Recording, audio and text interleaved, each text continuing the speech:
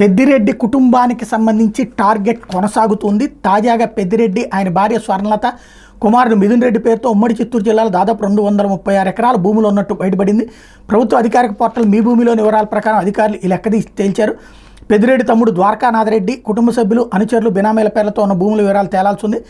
Madanapalle sub కలెక్టరేట్లో July 21 జరిగిన దసరాల దహనం ఘటన తర్వాత ప్రభుత్వం భూ కబ్జా ఆరోపణ ఎదుర్కొన్న వారి పేరిట ఉన్న భూముల వివరాలు సేకరిస్తోంది. వెబ్లాండ్ రికార్డుల ప్రకారం చిత్తూరు జిల్లాలో పెద్దిరెడ్డి కుటుంబ సభ్యుల పేరిట వివిధ సర్వే నెంబర్లు సబ్ డివిజన్ల వారీగా ఉన్న భూముల వివరాలు సేకరించారు. పెద్దిరెడ్డి రామచంద్రారెడ్డి పేరుతో 41.35 ఎకరాలు, మిథున్ రెడ్డి పేరుతో 23.42 ఎకరాలు, స్వర్ణలత పేరుతో 171.23 ఎకరాల భూమి ఉంది.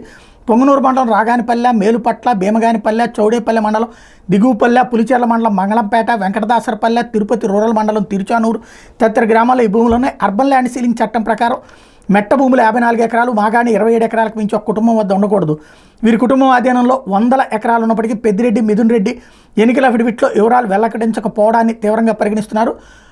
ఈ అంశాలకు సంబంధించి తదుపరి చర్యలకి రంగం సిద్ధం చేస్తున్నారు. ఆ భూముల స్వాధీనానికి రంగం సిద్ధం చేస్తున్నారు.